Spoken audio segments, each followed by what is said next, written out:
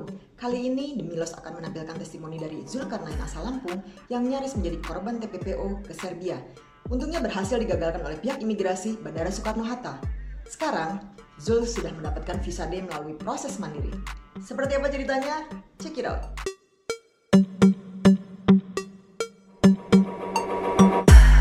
Halo Pak Zul, Assalamualaikum. Waalaikumsalam.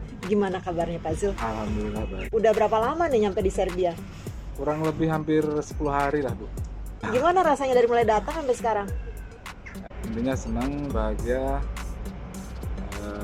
Nggak nyangka Nggak gitu nyangka ya. bisa nyampe sini. Apa sih yang Pak Zul rasain perbedaan-perbedaan antara Serbia dengan Indonesia? Perbedaannya ya masalah cuaca itu jelas beda banget. Terus Baik. masalah kerja kita harus on time, harus tepat waktu, harus disiplin lah intinya. Baik. Nah, Kalau Pak Zul bekerjanya di mana? saya di resto Burgeriza. Burgeriza. Salah satu resto ada sirkuit go-kartnya di sini. Proses mandiri atau melalui P3MI atau gimana tuh Pak? Saya proses mandiri Bu. Baik, melalui proses mandiri. Proses Berapa mandiri. lama waktu itu prosesnya Pak Zul?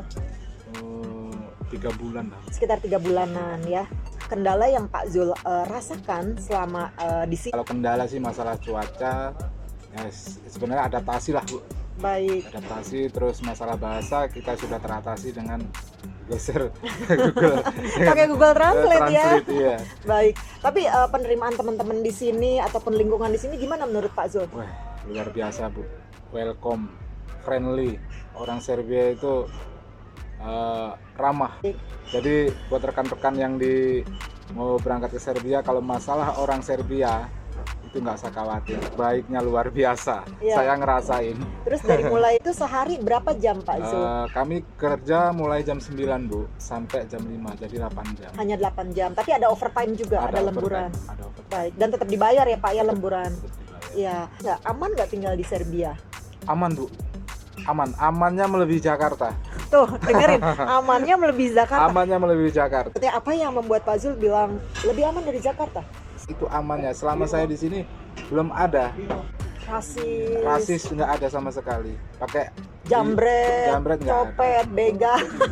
Yang jelas nggak ada rasis, dan di sini Muslim kayak ibu berhijab nggak ada masalah gitu.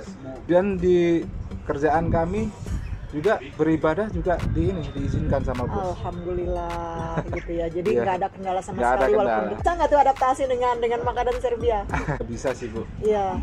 Kalau untuk tempat tinggal, Tempat tinggal, akomodasi, tempat tinggalnya apartemen lengkap. yang kalau di Indo mungkin untuk saya ataupun untuk Pak Zul nggak mungkin lah kayak begitu untuk nyewa sampai puluh juta sebulan ya Pak ya. Nggak ada kayaknya. Nggak ada ya kayak di sini.